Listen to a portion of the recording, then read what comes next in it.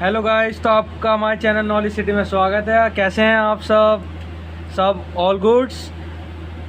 चलो आज हम स्टार्ट अपना अकाउंटिंग के हमारे 2 क्वेश्चन हो चुके थे, मोस्ट इम्पॉर्टेंट वाले। और आज मैं आपको बैलेंस शीट बनाना सिखाऊंगा एक क्वेश्चन के थ्रू।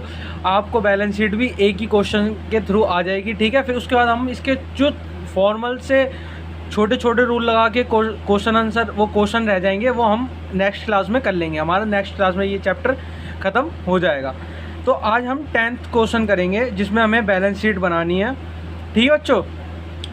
तो इसमें हमें प्रिपेयर बैलेंस शीट करनी है और उसके साथ साथ हमें इन जनरल एंट्रीज जो भी मतलब एंट्रीज दिया अकाउंटिंग इक्वेशन की, इनको हल करना है, सॉल्व करना है, ठीक है। तो स्टार्ट करते हैं हम सब। तो हम फर्स्ट नरेशन पढ़ते हैं अपनी, क्या है, कमेंस बिजनेस विथ कैश। भाई जो मालिक था उन्होंने 60,000 रुपये लगाए अपने बिजनेस में कैश।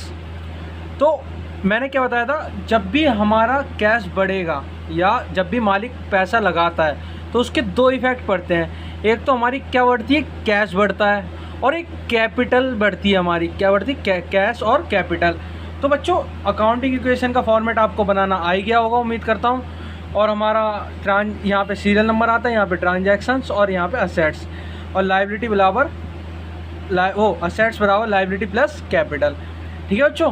तो हम एक तो असेट साइड पे एक कैश का कॉलम बना लेंगे, ठीक है। कितने से, 60,000 रुपये से हमारी क्या बढ़ गई, कैश बढ़ गया और कैपिटल बढ़ जाएगी, ठीक है।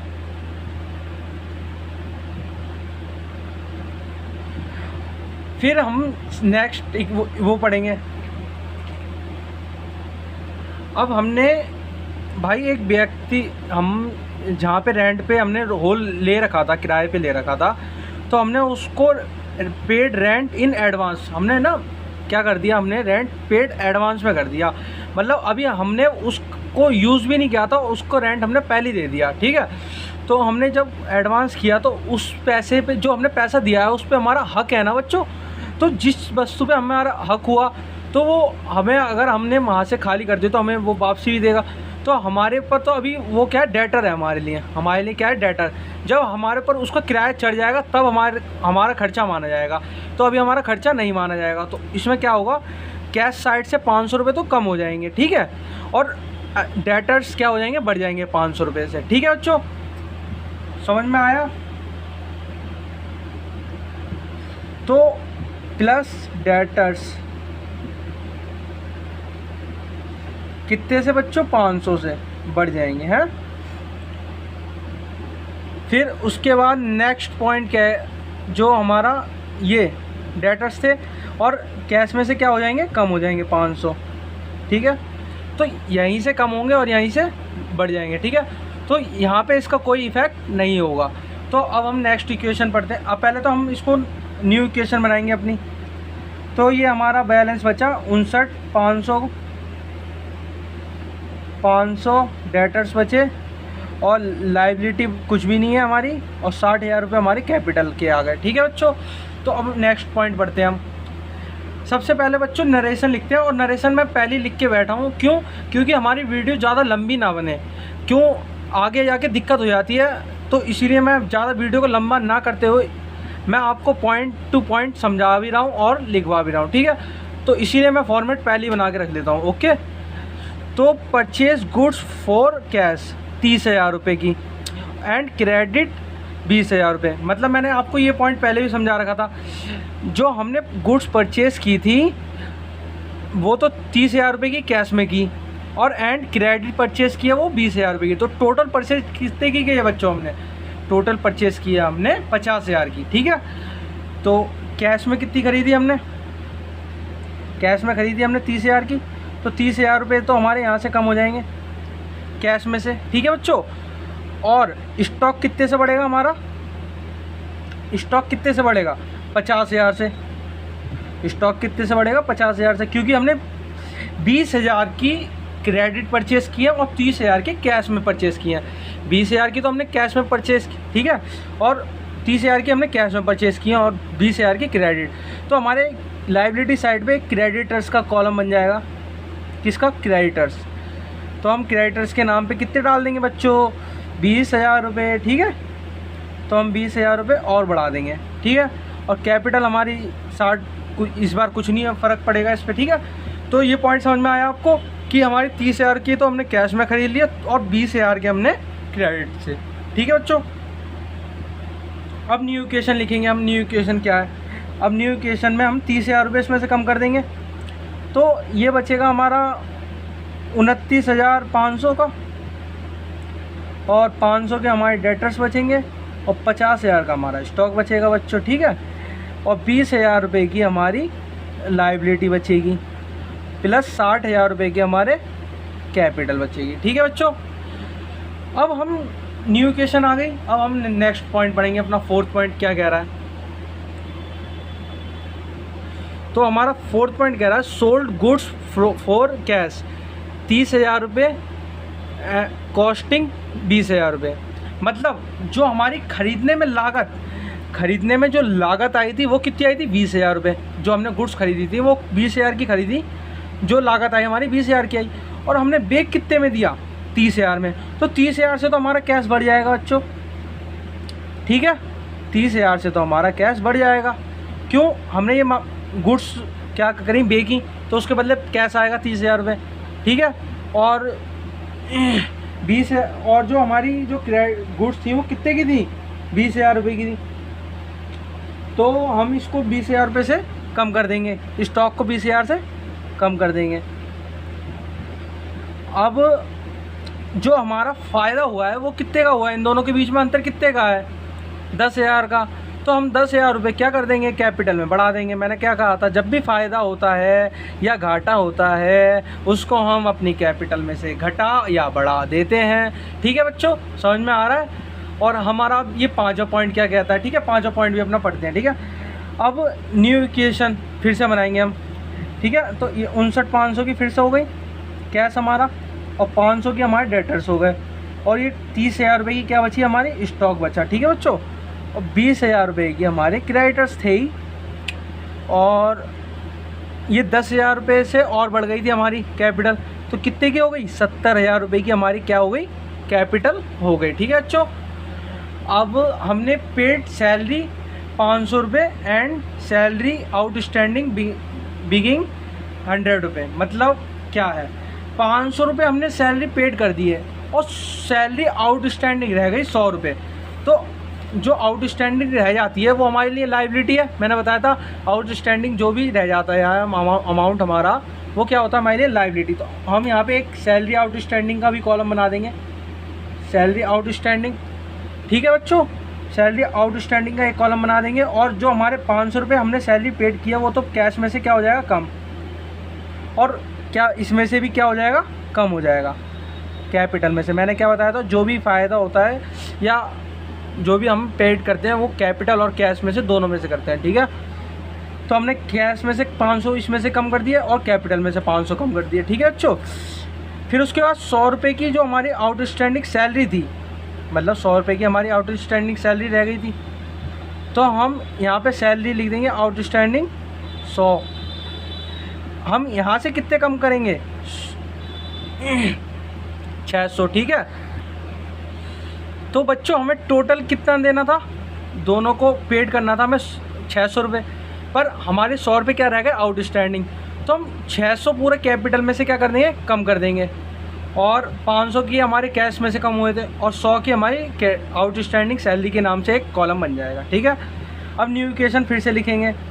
अब ये कितनी, ये हो गया 59,000 रुपये की हमारा कैश बचा, 500 रुपये हमारे डेटर्स बचे थे, और 30,000 रुपये की हमारी स्टॉक बचा था, ठीक है।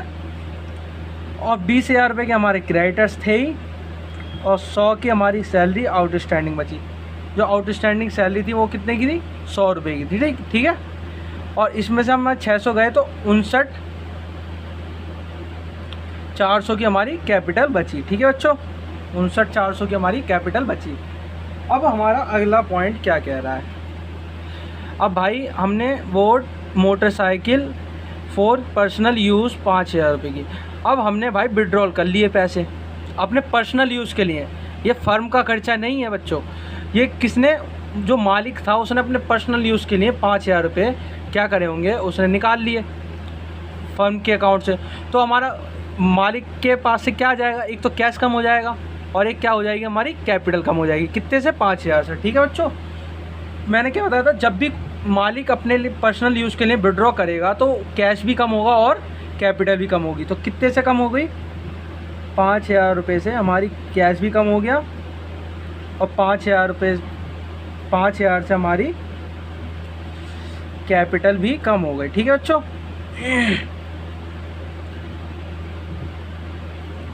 तो ये बचा हमारा 54,000 की हमारी कैश बची, 500 रुपये का हमारा डेटर्स बचे और 30,000 रुपये की हमारी क्या बचा बच्चों, स्टॉक बचा। ठीक है, और जो हमारी ये बचे लाइबिलिटी, 20,000 की लाइबिलिटी बची थी, प्लस 100 के हमारे आउटस्टैंडिंग सैलरी बची और ये 64,400 रुपये की क्या बची बच्चों, ये हमारी क्या कैपिटल बची। ठीक है, 64,400 की हमारी कैपिटल बची।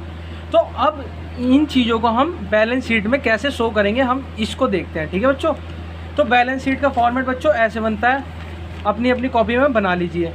ठीक है, इधर साइड आती है लाइबिलिटी, इधर साइड आते हैं असेट्स और बीच यहाँ पे अमाउंट और इधर भी अमाउंट। ठीक है, अब लाइबिलिटी साइड के सारे वो जो भी हमने वो लिखे हैं अपने लाइबिलिटी साइड के अमाउंट्स जो भी हैं हमारे, क्रेडिटर, सैलरी, आउटस्टैंडिंग, तो लाइबिलिटी साइड में आएगा और जो भी असेट साइड के होंगे वो असेट साइड में आएगा। ठीक है, तो हम ये भी बनाना सीख लेते हैं बच्चों। ठीक है, अब हमारी असेट साइड में क्या क्या था, एक तो हमारा कैश था। ठीक है बच्चों, कैश कितना था हमारे पास, कैश बचा लास्ट में जाके हमारा 54,000 रुपये का हमारा कैश बचा था लास्ट में। ठीक है बच्चों, तो हमने 54,000 का अपना कैश बढ़ा दिया और हमारा नेक्स्ट क्या बचा, डेटर्स। डेटर्स कितने के बचे थे बच्चों, 500 के। ठीक है, तो डेटर्स कितने के बचे थे आपके, 500 रुपये के, ये समझ में आ रहा है। तो 500 के हमने डेटर्स भी बढ़ा दिए और स्टॉक कितने का बचा था हमारा लास्ट में, 30,000 रुपये का। कितने का बच्चों, 30,000 रुपये का। तो हम 30,000 रुपये का स्टॉक और बढ़ा देंगे यहाँ। ठीक है, 30,000 रुपये। अब इधर का भी ऐसी लाइबिलिटी साइड में भी ऐसी करेंगे। ठीक है बच्चों, अब लाइबिलिटी साइड में हमें क्या दे रखा था, एक तो क्रेडिटर्स दे रखे हैं और सैलरी आउटस्टैंडिंग दे रखी है और कैपिटल। तो हम सबसे पहले लिखेंगे कैपिटल। तो हमारी एंड में कैपिटल क्या बची थी बच्चों, 64,400। ठीक है, और क्रेडिटर्स कितने के बचे थे हमारे, क्रेडिटर्स बचे हैं हमारे और आउटस्टैंडिंग सैलरी। हम एक बार सब चीज़ें एक ही बारे में लिख लेते हैं। तो क्रेडिटर्स बचे हमारे 20,000 रुपये के और आउटस्टैंडिंग सैलरी हमारी कितने की, 20,000 रुपये के तो क्रेडिटर्स से और आउटस्टैंडिंग सैलरी कितने की अच्छी, 100 रुपये की। ठीक है, तो हम ये भी लिख लेंगे 20,000 प्लस 100। ठीक है, अब बच्चों ठीक है, अब इधर का टोटल कैसा आना चाहिए, एक बराबर आना चाहिए। अगर इधर का टोटल इधर के टोटल के बराबर आएगा तो हमारा आंसर सही है। ठीक है, और अगर नहीं आएगा तो हमारा टोटल क्या है, गलत है, मतलब हमारा आंसर क्या है, गलत। ठीक है बच्चों, ठीक है, तो इधर का टोटल कैसा आना चाहिए, इधर के टोटल के बराबर, दोनों साइड का टोटल कैसा आना चाहिए, बराबर, तो हमारा आंसर सही है। ठीक है बच्चों, तो हम स्टार्ट करते हैं। ये कितना हो गया, 500, 4 और ये 8, 84,500 हमारी जो असेट साइड आई 84,500 की आई। और ये कितने की आई बच्चों, अमाउंट 500 और 84,500। तो हमारा आंसर क्या है, सही, कि हमारा दोनों साइड का टोटल एक बराबर आ रहा है। ठीक है बच्चों, तो उम्मीद करता हूँ आपको ये क्वेश्चन समझ में आ गया होगा। आंसर नंबर हमारा 10 था ये। और जिस बच्चे के पास बुक ना हो वो मेरी वीडियो को पॉज करके अपने क्वेश्चन को इसको नोट करें। और ये भी इम्पोर्टेंट क्वेश्चन है, इसमें से भी ये पॉइंट भी इम्पोर्टेंट मान लीजिए, 4th पॉइंट और 5th पॉइंट। ठीक है, तो बच्चों उम्मीद करता हूँ आपको बैलेंस शीट बनाना आ गई होगी। तो नेक्स्ट क्लास में हमारे जो कुछ क्वेश्चन रह गए हैं हम उनके ऊपर फोकस करेंगे, जो हमारे इम्पोर्टेंट हैं, जो पेपर में 1-2 नंबर में पूछ लिए जाते हैं। तो मैं आशा करता हूँ आपको वीडियो पसंद आई होगी, तो आप इसको बिल्कुल अच्छे से करके तैयार कर लें। ओके, और चैनल को लाइक, सब्सक्राइब, शेयर ज़रूर करें। ठीक है।